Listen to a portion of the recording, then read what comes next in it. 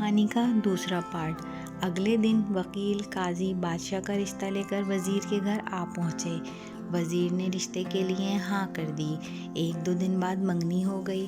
بادشاہ شہزادی کے عشق میں سب کچھ بھول چکا تھا۔ جلد ہی شادی کا نیوتا بھیجا اور شہزادی کو بیاہ کر اپنے محل لایا۔ بادشاہ اور شہزادی اپنی شادی سے بہت خوش تھے۔ اس دوران بادشاہ نے شہزادی سے اس کے متعلق کچھ نہیں پوچھا تھا۔ چند سال بعد اس کے ہاں بیٹے کی ولادت ہوئی۔ بادشاہ بہت خوش تھا۔ اس نے شہزادی سے، جو اب ملکہ بن گئی تھی، پوچھا، اب جب کہ اللہ نے ہم دونوں کو اولاد نرینہ سے نوازا، تم ایک بیٹے کی ماں بن گئی ہو، اب مجھے بتاؤ کہ تم کون ہو، کس کی بیٹی ہو، کس جگہ سے تمہارا تعلق ہے؟ شہزادی نے کسی طریقے سے بادشاہ کو ٹال دیا۔ ماہ و سال گزرتے گئے۔ بادشاہ کے ہاں دوسرے بیٹے کی ولادت ہوئی۔ بادشاہ نے دوبارہ شہزادی سے سوال دہرایا۔ شہزادی نے پھر ٹال دیا۔ آخر کار ان کے ہاں جب تیسرے بیٹے کی ولادت ہوئی، اس موقع پر بادشاہ نے شہزادی کی حقیقت معلوم کرنے کے لیے بہت دباؤ ڈالا۔ آخر کار شہزادی مان گئی اور بادشاہ کو حقیقت بتائی کہ وہ فلاں ملک کے بادشاہ کی بیٹی ہے۔ بادشاہ کو کس طرح بیٹیوں سے نفرت تھی، اس نے کس طرح مجھے مارنے کا حکم دیا اور دائی نے مجھے کس طرح بچا کر اپنے گھر میں میری پرورش کی۔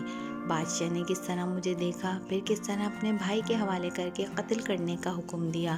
میں اس طرح جنگل میں زندگی گزارنے لگی، وہاں تم نے مجھے دیکھا، اپنے ساتھ لائے اور شادی کی۔ بادشاہ نے جب شہزادی کی دکھ بھری کہانی سنی تو اس سے کہا کہ اپنے آپ کو تیار کرو، میں تمہیں تمہارے ماں باپ کے گھر لے جاؤں گا۔ شہزادی نے بہت منت سماجت کی کہ مجھے میرے ظالم باپ کے سامنے مت لے جاؤ، وہ مجھے قتل کر دے گا، لیکن بادشاہ نہیں مانا۔ آخر کار وہ مجبور ہو کر اپنے ماں باپ کے گھر یعنی سسرال جانے کے لیے تیار ہو گئی۔ بادشاہ نے پورے جاہ و جلال اور طمطراق سے ایک بڑے لشکر کے ساتھ شہزادی اور تینوں بیٹوں کو بھیجا، لیکن خود کچھ ملک کے ضروری کاموں کی وجہ سے رک گیا۔ اپنے وزیر، وکیل اور قاضی کو شہزادی کے ساتھ کر دیا اور کہا کہ تم لوگ ملکہ کو لے کر روانہ ہو جاؤ، میں پہلی، دوسری یا تیسری منزل پر تم لوگوں سے ضرور آ کر ملوں گا۔ وزیر، وکیل اور قاضی شہزادی کو لے کر لاؤ لشکر کے ساتھ اس کے ماں باپ کے ملک کی طرف روانہ ہو گئے۔ شام ہوتے ہی انہوں نے پہلی منزل پر پہنچ کر پڑاؤ ڈالا۔ خادموں نے شہزادی کا خیمہ استادہ کیا۔ تب شہزادی نے دیکھا کہ وزیر کا خیمہ بھی اس کے خیمے کے بالکل قریب کھڑا کیا گیا۔ شہزادی نے وزیر کو بلا کر اس سے پوچھا، اے وزیر، تم جانتے ہو کہ میں ایک بادشاہ کی بیٹی اور ایک بادشاہ کی بیوی ہوں، تم اپنا خیمہ یہاں سے دور لگوا دو۔ وزیر نے کہا، ملکہ صاحبہ، بادشاہ نے ہمیں آپ کی حفاظت کی خاطر آپ کے ساتھ روانہ کیا ہے۔ اگر آپ یا بچوں کو آپ کے کچھ ہو گیا تو میں بادشاہ کو کیا جواب دوں گا؟ شہزادی نے کہا، مجھے کچھ نہیں ہوگا، پر تم اپنا خیمہ یہاں سے دور کہیں اور لگوا دو۔ لیکن وزیر نہیں مانا۔ خیمے لگ گئے، کھانا وغیرہ کھایا گیا، رات ہو گئی، تھکے ہارے لوگ سو گئے۔ وزیر کے دل میں کھوٹ تھا، اسے نیند نہیں آ رہی تھی۔ آخر کار آدھی رات کو اٹھا اور شہزادی کے خیمے میں داخل ہو گیا۔ شہزادی پہلے سے ہی بھانپ چکی تھی کہ وزیر بدذات کی نیت میں کھوٹ ہے۔ آہٹ پا کر شہزادی جاگ گئی۔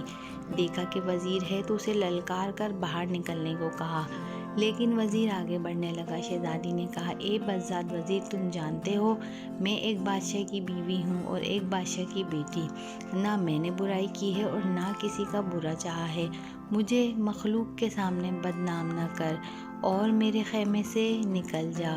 لیکن بے غیرت وزیر نہیں ٹلا۔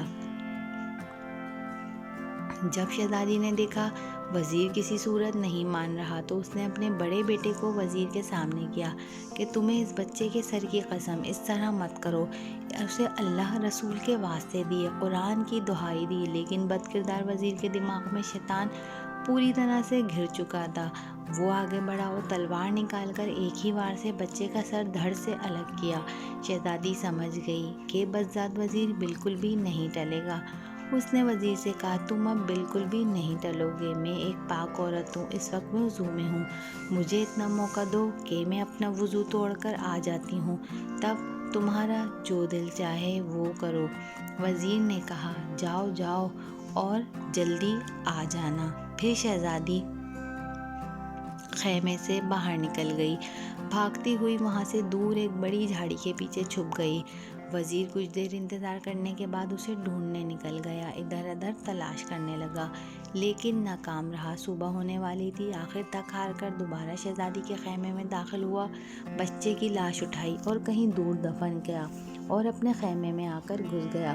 صبح بہت دیر کے بعد شہزادی اپنے خیمے میں داخل ہو گئی، اپنے مقتول بیٹے کو نہ پا کر رونے لگی۔ لشکر دوبارہ روانہ ہو گیا، چلتے چلتے شام تک دوسری منزل پر جا پہنچے۔ خادموں نے شہزادی کا خیمہ استادہ کرنا شروع کیا۔ شہزادی نے دیکھا کہ وزیر نے آج اپنا خیمہ بہت دور کھڑا کروایا ہے، لیکن تھوڑی دیر بعد دیکھا خدام ایک خیمہ اس کے خیمے کے قریب استادہ کر رہے ہیں۔ پوچھا یہ کس کا خیمہ ہے؟ خدام نے کہا وکیل کا۔ شہزادی نے وکیل کو بلوایا اور کہا کہ میں ایک عورت ہوں، تم اپنا خیمہ میرے خیمے کے قریب سے ہٹوا دو، یہ اچھی بات نہیں ہے۔ وکیل نے کہا اے ملکہ، بادشاہ سلامت نے مجھے اور آپ کے ساز و سامان کی حفاظت کے لیے آپ کے ہمراہ کر دیا ہے اور پرزور تاکید کی ہے۔ اگر آپ کو یا آپ کے سامان کو کچھ ہو گیا تو میں بادشاہ کو کیا منہ دکھاؤں گا؟ شہزادی پہلے سے ہی وزیر کے ہاتھوں مار کھا چکی تھی، اس لیے اس رات پورے ہوش و حواس میں تھی۔ ویسے بھی اسے نیند نہیں آ رہی تھی، آج بھی اس نے آدھی رات کو کسی کے قدموں کی آہٹ اپنے خیمے کی طرف آتے سنی تو مکمل بیدار ہو گئی۔ جب اس نے دیکھا کہ آنے والا وکیل ہے تو اسے للکارا، خبردار، میرے خیمے میں داخل ہونے کی تمہاری ہمت کیسے ہوئی؟ نکل جاؤ خیمے سے۔ لیکن وکیل اپنے ناپاک ارادوں کے ساتھ اسی کی طرف دیکھ رہا تھا۔ شہزادی نے دوبارہ اسے کہا تم جانتے ہو میں ایک بادشاہ کی بیٹی ہوں اور ایک بادشاہ کی بیوی ہوں اور ایک پاک دامن عورت ہوں، اس لیے میرا پیچھا چھوڑ دو اور اپنے انجام کی فکر کرو۔ لیکن بد کردار وکیل کہاں ٹلنے والا تھا، وہ آہستہ آہستہ اس کی طرف بڑھنے لگا۔ شہزادی سمجھ گئی کہ یہ بدذات بھی نہیں ٹلنے والا۔ اس نے اپنے دوسرے بیٹے کو اس کے سامنے کیا اور اسے دہائی دی کہ اس معصوم کے سر کی قسم، میرا پیچھا چھوڑ اور نکل جا یہاں سے۔ لیکن وکیل نے بھی تلوار سے وار کر کے اس کے دوسرے بیٹے کا سر تن سے جدا کر دیا۔ شہزادی نے بے چارگی سے کہا اگر تم اپنے ناپاک ارادوں سے نہیں ٹلنے والے تو مجھے موقع دو کہ میں پاک صاف اور وضو سے ہوں، مجھے کچھ موقع دو کہ میں خود کو ناپاک کروں، اس کے بعد جو تمہارا دل چاہے کرو۔ وکیل نے اسے جانے دیا۔ شہزادی خیمے سے نکلی اور جتنی ہمت تھی نکل بھاگی اور اس کے قدموں نے جتنا ساتھ دیا، آخر کار تھک ہار کر ایک بڑی جھاڑی کے پیچھے جا کر چھپ گئی۔ وکیل نے جب دیکھا شہزادی ابھی تک نہیں آئی تو اس کے پیچھے نکل پڑا، ادھر ادھر بھاگ دوڑ کر کے اسے بہت ڈھونڈنے کی کوشش کی لیکن ناکام رہا۔ اب اسے ڈر لگنے لگا کہ بچہ بھی جان سے گیا اور شہزادی بھی بھاگ نکلی، اگر کسی نے بادشاہ کو خبر دی تو وہ مجھے کھولتے تیل میں تل دے گا۔ وکیل جلدی جلدی واپس آیا، میرے مرے ہوئے بچے کو اٹھایا، کہیں دور دفن کیا اور اپنے خیمے میں جا کر سوتا بن گیا۔ جب صبح پھٹی تو شہزادی آہستہ آہستہ اپنے خیمے میں داخل ہو گئی، دیکھا کہ دوسرے بیٹے کی لاش بھی نہیں ہے۔ سمجھ گئی کہ بد کردار وکیل نے اسے ٹھکانے لگا دیا ہے، بیچاری کس پر اعتبار کرتی، اسی لیے چپ رہی۔ لشکر پھر شہزادی کے باپ کے ملک کی طرف روانہ ہو گیا۔ آج شہزادی اکیلی ایک بیٹے کے ساتھ غموں کا انبار لیے اونٹ پر سوار تھی۔ جب تیسرے منزل پر پڑاؤ ڈالا گیا تو آج وزیر اور وکیل نے اپنے خیمے شہزادی کے خیمے سے بہت دور کھڑے کروائے۔ وہ شرمندہ شرمندہ شہزادی کے سامنے آ ہی نہیں رہے تھے، حیران و پریشان تھے کہ جب بادشاہ کو پتہ چلے گا تو اسے کیا جواب دیں گے۔ آج جیسے ہی شہزادی کا خیمہ کھڑا کر دیا گیا تو دیکھا کہ قاضی صاحب اپنا خیمہ اس کے خیمے کے سامنے استادہ کروا رہا ہے۔ شہزادی نے اسے بھی بہتیرا سمجھانے کی کوشش کی لیکن قاضی بدذات بھی ٹلنے والوں میں سے نہیں تھا۔ آج کی رات بھی شہزادی کے لیے قیامت جیسی ہی ایک رات تھی۔ وہ سمجھ چکی تھی کہ قاضی بدذات بھی ان دونوں سے کسی طور کم نہیں۔ آج رات تو شہزادی بالکل بھی نہیں سوئی، بیٹھی رہی۔ جب رات آدھی سے زیادہ گزر گئی تو دیکھا کہ قاضی بھی خرامہ خرامہ خیمے میں داخل ہو رہا ہے۔ شہزادی نے اسے بھی بہتیرا سمجھانے کی کوشش کی، بہت منت و سماجت کی، خدا رسول کے واسطے دیے، یہاں تک کہہ دیا کہ اگر وزیر وکیل جاہل تھے لیکن تم تو عالم و فاضل انسان ہو، لوگوں کو انصاف فراہم کرتے ہو، تمہیں ایسی حرکت زیب نہیں دیتی۔ لیکن قاضی بھی پوری طرح شیطان بن چکا تھا، اس پہ ان باتوں منت سماجتوں کا کوئی اثر نہیں ہوا۔ شہزادی نے دیکھا کہ یہ بھی نہیں ٹلنے والا تو اس خیال سے اس خیال سے کہ شاید اس کے دل میں رحم پیدا ہو جائے، اپنے تیسرے سب سے چھوٹے بیٹے کو اس کے سامنے کر دیا، اس کی دہائی دی، واسطے دیے، لیکن قاضی تو ان دونوں سے بھی 2 ہاتھ آگے تھا۔ قاضی بدبخت کو بھی رحم نہ آیا اور معصوم بچے کا سر قلم کر دیا۔ شہزادی نے اسے بھی یہی کہا کہ میں پاک و صاف ہوں، وضو سے ہوں، مجھے موقع دو کہ میں اپنا وضو توڑ دوں، اس کے بعد جو تم چاہے کرو۔ قاضی نے بھی اسے جانے دیا۔ جیسے ہی شہزادی باہر نکلی، جدھر منہ اٹھا بھاگ نکلی۔ بھاگتے بھاگتے اچانک اس نے دیکھا آگے ایک بہت بڑا دریا بہہ رہا تھا۔ اس کے دل میں دھواں بھر گیا، اپنے معصوم بچے یاد آئے، اس کا دل خون کے آنسو رو رہا تھا۔ وہ سوچ رہی تھی کہ اگر بادشاہ نے پوچھا کہ بچے کدھر ہیں تو میں اسے کیا جواب دوں گی، اس سے تو بہتر ہے کہ خود کو اس دریا کے حوالے کر دوں۔ یہ فیصلہ کر کے اس نے دریا میں چھلانگ لگا دی، پر پرشور دریا اسے چکر دے کر کہیں کا کہیں پہنچا کر دوسری طرف نکال لے گیا۔ دوسری طرف 6 فقیر تھے جو کہ بھائی تھے، اپنے کپڑے دھونے دریا پر لائے تھے۔ جب دیکھا کہ دریا میں کوئی عورت بہتی ہوئی آ رہی ہے تو پکڑ کر باہر نکال لائے۔ اب تو شہزادی کے پیروں تلے سے زمین نکل گئی۔ اس کے ہوش و حواس جواب دے گئے کہ کہاں وہ تینوں بدذات بد کردار کہ ان سے اپنی عزت بچا کے بھاگی تو ان 6 ننگ دھڑنگ فقیروں کے ہتھے چڑھ گئی۔ فقیروں میں سے ہر ایک یہی کہہ رہا تھا کہ یہ میری ہے۔ آخر صلاح یہی ٹھہری کہ اپنے باپ کے پاس شہزادی کو لے جائیں گے، باپ جس کا کہے گا یہ عورت اسی کی ہوگی۔ اس طرح وہ شہزادی کو اپنے باپ کے پاس لے کر چلے گئے۔ ان کا باپ ایک زیرک اور عقل مند انسان تھا، دیکھتے ہی سمجھ گیا کہ یہ کسی شہنشاہ گھرانے کی عورت ہے، میرا کوئی بھی بیٹا اس کے لائق نہیں۔ اسی وجہ سے اس نے اپنے بیٹوں کو سمجھایا کہ اے میرے بیٹے، تم 6 بھائی ہو، تمہاری کوئی بہن نہیں ہے، اسے اپنی بہن بنا لو۔ تم 6 بھائی اور 7ویں تمہاری یہ بہن، اس کی خوب نگہداشت کرو، اس کی برکت سے تم سب سرخرو رہو گے۔ باپ کے فیصلے سے فقیر بہت خوش ہو گئے اور اپنے سے بڑھ کر شہزادی کا خیال رکھنے لگے۔ ان کو چھوڑ جب بادشاہ چوتھے دن آ کر لشکر سے ملا تو دیکھا وزیر، وکیل اور قاضی اس سے کترا رہے تھے، اس کے سامنے شرمسار سے تھے۔ پوچھا میرے بیوی بچے کہاں ہیں؟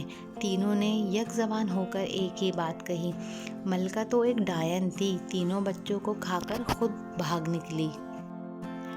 بادشاہ حیران و پریشان ہو گیا کہ یہ کیا بات ہو گئی۔ وہ ان تینوں پر شک میں پڑ گیا، لیکن کہا کہ بعد میں دیکھتے ہیں، ابھی جس طرف جا رہے ہیں وہاں جا کے فیصلہ کریں گے کہ آگے کیا کرنا ہے۔ بادشاہ اپنے دل میں یہی سوچ رہا تھا کہ جا کے اپنے ظالم سسر بادشاہ کو دیکھوں اور اس سے پوچھوں کہ اسے کیوں بیٹیوں سے اتنی نفرت ہے۔ اس کے ظلم و ستم کی وجہ سے اس کی بیٹی ڈائن بن گئی اور اپنے بچوں تک کو کھا گئی۔ چلتے چلتے انہوں نے ایک بڑے دریا کو پل کے ذریعے پار کیا اور اپنی منزل کی طرف روانہ ہو گئے۔ ادھر شہزادی فقیروں کی بہن بن کر رہنے لگی۔ اسے ادھر ادھر سے سنگن مل گئی اور سمجھ گئی کہ اپنے باپ بادشاہ کے ملک میں پہنچ گئی ہے۔ اسے پتا تھا کہ اس کے باپ کو قصے سننے کا بہت شوق ہے۔ اس نے اپنے فقیر بھائیوں سے کہا کہ جا کے بادشاہ کو بتا دو کہ ہماری بہن ایک قصہ گو ہے، کیا وہ اسے شاہی قصہ گو کے طور پر ملازمت دے گا یا نہیں۔ فقیروں نے بادشاہ کے دربار تک رسائی حاصل کر کے اس کو یہ گوش گزار کر دیا کہ ہماری ایک ہی بہن ہے جو بہت اچھی قصہ گو ہے، اگر آپ کو پسند ہے تو اسے قصے سنوانے کے لیے لے کر آئیں۔ بادشاہ نے انہیں اجازت دے دی اور کہا کہ اگر اس کے قصے پسند آئے تو وہ اسے شاہی قصہ گو رکھ دیں گے۔ شام کو فقیر بادشاہ شہزادی کو لے کر بادشاہ کے دربار میں حاضر ہوئے۔ شہزادی نقاب میں تھی اور درمیان میں بھی پردہ حائل تھا۔ اس نے بادشاہ کے لیے قصہ سنایا جو بادشاہ کو بہت پسند آیا۔ اس نے خوش ہو کر فقیروں کو بہت سا انعام و اکرام دیا۔ فقیر انعام و اکرام لے کر بہن کے ہمراہ واپس گھر آئے۔ وہ پہلے ہی بھیک مانگنے سے بیزار تھے، اس لیے بہت خوش تھے۔ شہزادی ہر رات آ کر بادشاہ کو ایک نیا قصہ سناتی۔ بادشاہ سے داد و انعام و اکرام واپس پا کر اپنے فقیر بھائیوں کے ساتھ گھر لوٹ آتی۔ فقیروں کی جان بھی بھیک مانگنے سے چھوٹ گئی۔ ایک رات جب وہ آئی تو دیکھا کہ آج تو اس کا شوہر، بادشاہ، وزیر، وکیل، قاضی وغیرہ بھی اس کے بادشاہ باپ کے ساتھ بیٹھے ہوئے ہیں۔ شہزادی آج بھی ہر روز کی طرح نقاب میں تھی، پردے کے دوسری طرف آ کر اپنی جگہ پر بیٹھ گئی اور اپنے باپ بادشاہ سے کہا، بادشاہ سلامت، آج میں ایک بہت خاص داستان سنانے والی ہوں۔ اگر کسی کو کوئی حاجت درپیش ہے تو ابھی سے اٹھ کر رفع حاجت پوری کر لے۔ داستان کے درمیان کسی کو اٹھنے کی اجازت نہیں ہے۔ اگر کوئی اٹھ گیا تو میں داستان سنانا بند کر دوں گی اور آئندہ کے لیے بھی کوئی قصہ سنانے نہیں آؤں گی۔ بادشاہ نے سب کو حکم دیا، سب نے اقرار کیا کہ داستان کے درمیان سے نہیں اٹھیں گے۔ شہزادی نے داستان سنانا شروع کی۔ ایک ظالم بادشاہ تھا، اسے اپنے گھر میں بیٹی کی پیدائش پسند نہیں تھی۔ جب اس کے گھر میں لڑکی پیدا ہوئی تو اپنی بیوی کو اسے مارنے کا حکم دیا۔ اس کی بیوی نے دائی کے ذریعے اپنی بیٹی کو بچا کر اس کی پرورش کی۔ ایک دن اس لڑکی پر بادشاہ کی نظر پڑی جو اب جوان ہو گئی تھی، تو بادشاہ نے اس بوڑھی دائی کے گھر اپنے لیے رشتہ بھیجا، لیکن دائی نے تسلیم نہیں کیا۔ بادشاہ نے اس پر ظلم و ستم ڈھائے، تب دائی نے بتایا کہ وہ لڑکی اسی بادشاہ کی بیٹی ہے۔ بادشاہ حیران ہوا کہ یہ تو میرا قصہ ہے جو یہ خاتون سنا رہی ہے۔ بادشاہ نے بہت سے ہیرے جواہرات شہزادی کی طرف پھینک کر کہا، دیکھو، داستان کو بند مت کرنا۔ شہزادی نے ہیرے جواہرات فقیروں کی طرف پھینک دیے، جو اسے پا کر بہت خوش ہوئے۔ شہزادی نے داستان جاری رکھتے ہوئے کہا، بادشاہ نے بیٹی کو اپنے بیٹے کے حوالے کر کے کہا کہ اسے جنگل میں لے جا کے قتل کر دے اور اس کی آنکھیں اور خون نکال کر اسے دکھا دے، لیکن بھائی کو اپنے ہاتھوں سے بہن کو قتل کرنا گوارا نہ ہوا اور وہ اپنی بہن کو جنگل میں چھوڑ کر واپس آیا۔ جنگل میں وہ لڑکی بہت عرصہ رلتی رہی، یہاں تک کہ اس کے جسم پر اس کا لباس تار تار ہو کر گر گیا اور وہ جنگل و بیابان میں بے لباس، بے وقت اور ہر وقت گزارنے لگی۔ بادشاہ عمر رفتہ کے باعث اب بوڑھا ہو گیا تھا۔ اسے پہلے سے ہی اپنی بیٹی کے ساتھ کیے گئے ظلم و ستم سے بہت پشیمانی اور پچھتاوا تھا۔ جب اس داستان کے ذریعے اپنی بیٹی کے متعلق پتہ چلا تو اس کی آنکھوں میں آنسو امڑ آئے۔ شہزادے کو بھی احساس ہوا کہ یہ تو میری بہن کا قصہ ہے۔ اس نے بے چین ہو کر کچھ ہیرے جواہرات شہزادی کی طرف پھینک دیے اور کہا کہ داستان جاری رکھنا، روکنا مت۔ فقیر بھائیوں کے تو اتنے انعامات دیکھ کر ہی بانجھیں کھل اٹھیں۔ شہزادی نے کہا، ایک دن ایک بادشاہ کا گزر اسی جنگل سے ہوا۔ لڑکی کو دیکھا اور اسے اپنے ساتھ اپنے ملک لے جا کر اس سے بیاہ رچایا۔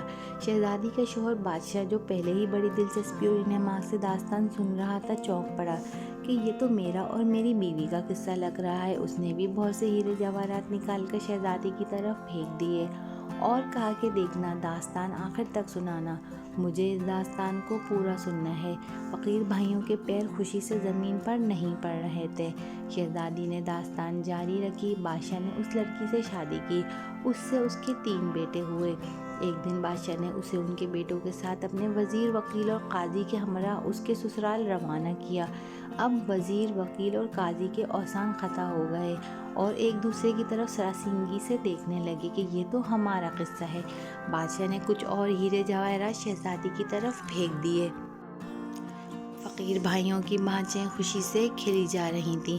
پہلی منزل پر بادشاہ کا وزیر ناپاک ارادے سے اس کی طرف بڑھا اور اسے بدی کے لیے تنگ کیا۔ اس کے بڑے بیٹے کا سر تن سے جدا کیا، لیکن لڑکی کسی طرح اپنی عزت بچا کے بھاگ نکلی۔ وزیر منمنایا، مجھے بہت زور کا پیشاب لگا ہے، میں تھوڑی دیر میں آتا ہوں۔ بادشاہ نے اسے ڈانٹ دیا، خاموشی سے بیٹھ، بدذات کہیں کہ اسی وقت تمہیں کیوں پیشاب آ رہا ہے؟ وزیر چپ کر کے بیٹھ گیا۔ دوسری منزل پر اسی طرح وکیل بھی اپنے ناپاک ارادوں کے ساتھ لڑکی کو بدی کے لیے تنگ کیا اور اپنے ناپاک عزائم پورا کرنے کے لیے اس کے دوسرے بیٹے کا سر تن سے جدا کرنے سے بھی باز نہ آیا۔ پر پاک دامن لڑکی نے یہاں بھی اپنی عزت بچائی اور بھاگ کر دور کہیں چھپ گئی۔ اب وکیل ہکلایا، بادشاہ سلامت، مجھے زور کی حاجت پیش آئی ہے، بس میں یوں گیا اور یوں آیا۔ بادشاہ نے وکیل پر آنکھیں نکالی، بس کر بدذات، اور خاموشی سے بیٹھ، جب حقیقت ظاہر ہو رہی ہے تو تم لوگوں کو حاجت پیش آ رہی ہے۔ وکیل بھی خاموشی سے بیٹھ گیا۔ تیسرے منزل پر قاضی بھی اللہ رسول کو بھول کر بدی کے لیے لڑکی کو تنگ کرنے لگا اور اس ظالم نے اس کے تیسرے بیٹے کا سر قلم کیا۔ لڑکی نے پھر اپنی عزت بچائی اور بھاگ کر ایک بڑے دریا میں کود گئی۔ قاضی نے بھی کوئی بہانہ بنانے کی کوشش کی، لیکن بادشاہ نے اسے بھی ڈانٹ کر چپ کروا دیا۔ دریا نے لڑکی کو کہیں دور لے جا کر دوسری طرف پھینک دیا۔ جہاں اسے 6 فقیروں نے دیکھا اور اسے دریا سے نکالا۔ اب فقیر بھائیوں کی گھگی بن گئی کہ ہو نہ ہو یہ ہماری بہن کا قصہ ہے۔ وہ بھی چپ سادھ کر بیٹھ گئے۔ فقیر اس لڑکی کو اپنے باپ کے پاس لے گئے۔ اس کے عقل مند باپ نے اس لڑکی کو ان 6 بھائیوں کی بہن بنا دیا۔ اس کے باپ بادشاہ کی آنکھوں سے جھلجھل آنسو بہہ رہے تھے۔ دونوں بادشاہوں نے ہیرے جواہرات کے ڈھیر ان کے سامنے لگا دیے کہ خدارا داستان کو جاری رکھو۔ لڑکی کو کسی طرح پتہ چلا کہ یہ اس کے باپ بادشاہ کا ملک ہے۔ اسے پتہ تھا کہ اس کے باپ کو داستان سننے کا بہت شوق ہے۔ اس نے اپنے بھائیوں کے ذریعے بادشاہ کو کہلوا بھیجا کہ اگر اسے منظور ہو تو آ کے وہ اسے روزانہ داستان سنائے۔ یہاں پہنچ کر اس کے باپ بادشاہ کا دل چور چور ہو گیا۔ وہ ایک فریاد مار کر اٹھ کھڑا ہوا۔ شہزادی نے بھی اپنے چہرے سے نقاب ہٹا دی تو اس کے شوہر بادشاہ نے بھی شہزادی کو پہچان لیا۔ باپ بیٹی کو اور شوہر بیوی کو پا کر بے طرح خوش ہو گئے۔ دونوں نے وزیر، وکیل اور قاضی کو پکڑا اور ان سے کہا بول کیسی سزا چاہیے؟ 4 چڑی چابک یا 4 بٹور؟ یہ براہوی زبان میں 2 سخت سزاؤں کے نام ہیں۔ انہوں نے کہا 4 بٹور۔ بادشاہ نے 12 گھوڑے منگوائے۔ ہر ایک کے ہاتھ پہ 4 گھوڑوں سے 4 اطراف میں باندھ کر انہیں 4 مخالف سمت دوڑایا، جس سے ان کے جسم ٹکڑوں میں بٹ گئے۔ اس طرح ان بدذاتوں کو ان کے کیے کی سزا ملی اور شہزادی کا باپ اپنی بیٹی اور اس کا شوہر اپنی بیوی کو پا کر بہت خوش تھے اور ہنسی خوشی سے رہنے لگے۔ یہ بات بالکل سچ ہے بچوں کہ بدی کا انجام برا ہی ہوتا ہے ہمیشہ۔ آپ کسی کے ساتھ اچھا کرو گے تو آپ کو ریٹرن میں اچھا ہی ملے گا، لیکن اگر آپ برا کرو گے تو برائی پلٹ کر آپ کے پاس آئے گی۔ اگر یہ مزیدار سی ویڈیو آپ سب کو اچھی لگی ہے تو میرے چینل کو سبسکرائب کیجئے، ویڈیو کو شیئر بھی کیجئے۔ کیا پتہ کوئی اور اس کہانی کی تلاش میں ہو اور اسے مل جائے اور مزہ آ جائے، تو پلیز چینل کو سبسکرائب کرنا نہیں بھولیے۔